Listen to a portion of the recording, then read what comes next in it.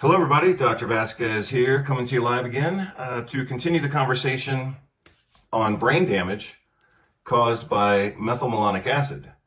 So, methylmalonic acid, as hopefully you know by now, is an endogenous or internal metabolite produced by the human body, and it is a neurotoxin. So, part of the question that I'm trying to answer for myself in the last two videos, including this one being the second of the last two, most recent two. The question I've been asking myself and trying to understand for a couple of years without too much urgency, but I've been curious about how deficiency of vitamin B12 causes brain damage and spinal cord damage, and how it occurs so rapidly and why is it permanent, With a lot of nutritional deficiencies, for the most part, a deficiency can exist and the patient can get treated and then they bounce back to normal, or let's at least say 99% of normal, I'm sure we could look for little nuances, residual nuances, but for the most part, they return to normal. Like if somebody's magnesium deficient and we give them magnesium, we expect them to bounce back to normal. Even if they've been, marginally deficient, let's say for a couple of years, or certainly I think that would be the general expectation. But with deficiency of vitamin B12, people can be deficient and they never recover even after they've been given B12. So I've been wondering about that a little bit. And I started wondering about it more lately, so that's why I looked at a few articles. So in the series that I did last year, I talked about the biochemistry of vitamin B12. And in that conversation, the conclusion of that conversation is that vitamin B12 is necessary for two pathways that basically function as metabolic detoxification pathways. The detoxification of methylmalonic acid and the detoxification of homocysteine.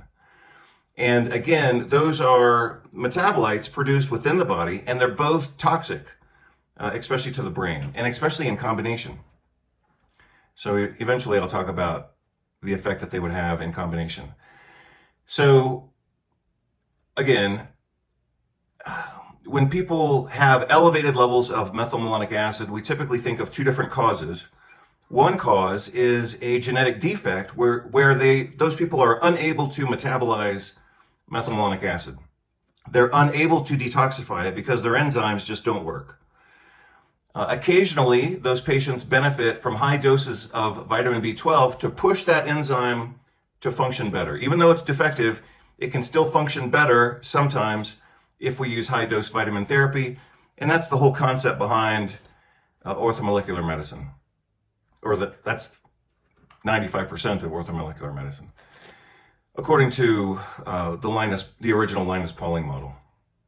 So the other way that people become affected by high levels of methylmalonic acid occurs when they are deficient in vitamin B12, because vitamin B12 is necessary for that enzyme to function properly. So most enzymes have to have either a cofactor or a coenzyme to function properly. If the enzyme is defective, it may never work, or sometimes it can work a little better if we use high doses of vitamins.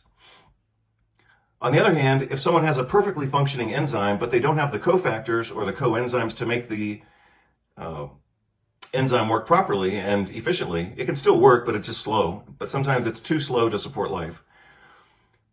If the enzyme functions properly but doesn't have the cofactor, a mineral, or a coenzyme, a vitamin, then it's not going to work. And so in that way, vitamin B12 deficiency can mimic the same clinical features as the inborn error of metabolism in methylmalonic acid, which is called methylmalonic aciduria or methylmalonic acidemia. So in the video that I did just a few days ago, we looked at this article connecting methylmalonic acid with depression and all-cause mortality. This is similar to an article that I looked at last year in part number 6 of vitamin B12 pharmacology, showing that methylmalonic acid promotes tumor growth. So the take-home message is that for many years, based on an article that was published by the American Society of Hematology, as I recall, it was in their journal called Blood. I think it was 2004, and the author's name was Solomon. In that article, he very persuasively argued that We don't need to measure methylmalonic acid because the test is unreliable. And if you think someone's deficient in B12, you should just give them B12. And I agreed with that for many years because I'm a clinical empiricist. Now, however, I'm seeing the newer data show that we do actually have reason to measure methylmalonic acid. Not simply looking for B12 deficiency, even though that's what we're most commonly concerned with. We can also measure methylmalonic acid as a marker of neuroinflammation, mitochondrial impairment, and cancer risk. So again, I looked at this article with you just a few days ago. Good article. Had some important takeaways, for example, showing that methylmalonic acid was sometimes elevated even in people who had adequate B12 and folic acid status. That's what they communicate here. That was important. And in this section, they talk specifically about, and this is one of the take-home messages of this particular article. So that methylmalonic acid causes mitochondrial impairment. They talk about that here. Mitochondrial dysfunction is one of the possible mechanisms underlying the association between methylmalonic acid and depression. They talk about here the mitochondrial theory of depression. That's fine. So good article, again, showing that methylmalonic acid causes mitochondrial impairment. And because of the mitochondrial impairment, it results in depression and increased mortality. So that's an important article.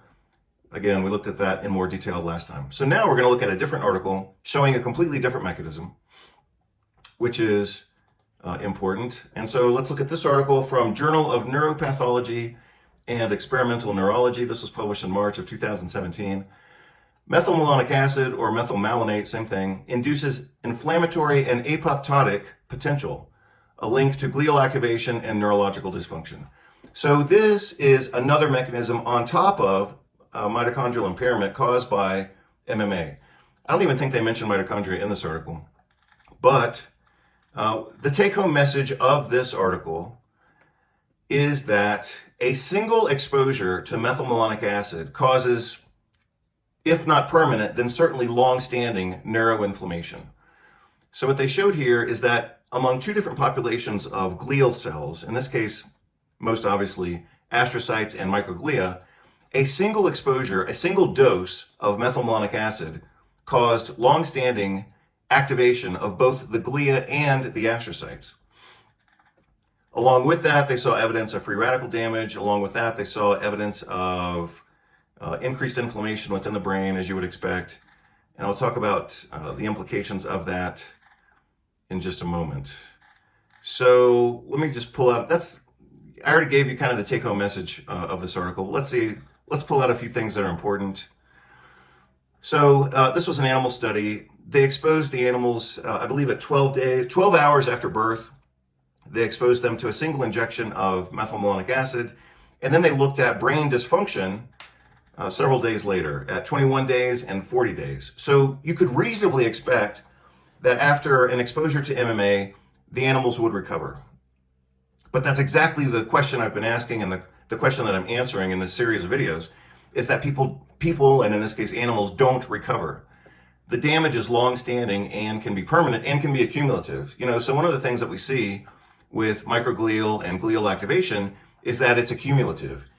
A little bit of chemical exposure here, a little bit of fast food here, a little bit of stress with your partner or boss here, medical injections, experimentally approved injections here, and magnesium deficiency here, and then getting Chinese restaurant syndrome from too much glutamate here. All those things add on to each other to cause accumulative microglial activation and glial activation. And that's what they showed here. Not with that many examples, but basically that's what they were showing. So you can see here, after one exposure to methylmalonic acid, increased reactive oxygen species, increased tumor necrosis factor, which is hugely important, interleukin-1 beta, increased acetylcholinesterase was also shown here. And they talk about acetylcholinesterase in this article with a kind of a different twist, showing that increased acetylcholinesterase activity is actually pro-inflammatory through its kind of degradation or neutralization of acetylcholine. I thought that was pretty cool. I hadn't seen that reported before. Even though they did talk about it being mediated through nicotinic acid receptors, nicotinic receptors, not nicotinic acid, nicotinic receptors. And we've known for 10 years or more that has an anti-inflammatory effect, but I've never seen anybody say that it's because of the acetylcholine. I thought it was just because of activation of that particular receptor. So anyway, that's a slight nuance. Brain dysfunction and cognitive impairment was mentioned here. These findings suggest that transient exposure to MMA may alter the redox state and cause neuroinflammatory and apoptotic processes and glial activation during critical periods of brain development. They're looking at this from the model of genetic methylmalonic aciduria, but a lot of this would apply to adults who develop this because of vitamin B12 deficiency. So I'm just going to go through this quickly and pull out a few kind of keywords. Increases of MMA levels in tissues and body fluids. MMA is a major neurotoxin causing excitotoxicity, free radical generation, inflammation, apoptosis. Again, this was an animal study, and they showed some behavioral and cognitive problems with the animals. Free radical damage, increased acetylcholinesterase activity, and again, what they show here is that acetylcholinesterase activity is increased by inflammatory insult. The enzyme then degrades acetylcholine, and that reduces activation of the nicotinic receptors, and that leads to a pro-inflammatory phenotype. So we're not seeing just one pathway here. It's not just mitochondrial impairment, but also neuroinflammation. And as I mentioned the other day, that's a toxic combination. So your brain can handle certain insults, and it can handle a little bit of mitochondrial impairment, but it really can't handle very well the combination of those two together. When the brain is being insulted or poisoned or traumatized, it relies on metabolic compensation to repair that injury. And if the mitochondria are impaired, then you've got no rescue team. So let's look toward the end. MMA injection increased tumor necrosis factor alpha levels. Very important. Also interleukin 1 beta, as you would expect. MMA injection increased acetylcholinesterase activity in the cortex. I just mentioned that a few times. This is a really good article, but for those of you, I don't know, maybe a few of you who actually look at articles from like an editorial perspective, this article had a few defects in it in terms of its formatting and layout and stuff like that. But for example, this AMMA, that's actually a typographical error. That was a mistake. They had a few other mistakes in the article, just typographical errors and just imperfect proofreading, but it's overall a good article. Let me see, I can show you one more example. So that was a typo. It should have been MMA. As you can see, I mean, throughout this article, they're talking about MMA, but for some reason, they didn't catch this mistake where they put AMMA. It was just a typographical error. I caught another one. I don't know where it is right now, but anyway, I wasn't really looking for errors, but sometimes I just happen to find them. So let's see, I think maybe it's later in the article, whatever. MMA increases tumor necrosis factor alpha levels at 21 days and 40 days. You can see here that TNF was elevated in all the examined regions of the brain: cortex, hippocampus, and striatum. So, this is motor and cognition, this is memory, and this is reward and motor activity as well. So that's a pretty big deal, but they showed it throughout the brain, not just one area of the brain. You can see the same thing here: cortex, hippocampus, striatum. Cortex, hippocampus, striatum, in virtually all of the investigations that they did. Apoptosis markers, caspase 1, caspase 3. Let me go back just a little bit. Yeah, so this was elevated acetylcholinesterase activity. You can see it was elevated across the board. And this was just cytokines in general.